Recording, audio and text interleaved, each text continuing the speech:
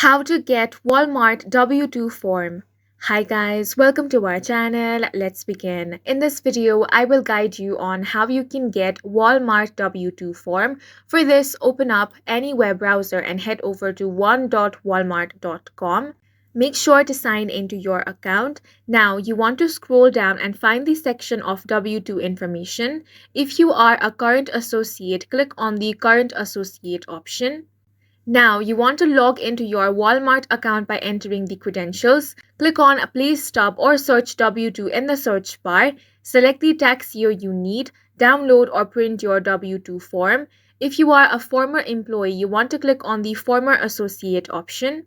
Now, you will first of all have to be logged into mytaxform.com. For that, head over to mytaxform.com. Now, you want to enter your employee code over here, then click Register Now, enter your personal information, then follow the on-screen instructions to create your account. Once you have been signed in, your W-2s will show on the home page. Now you can download the form, then print or email it, or you can mail a paper copy to your home.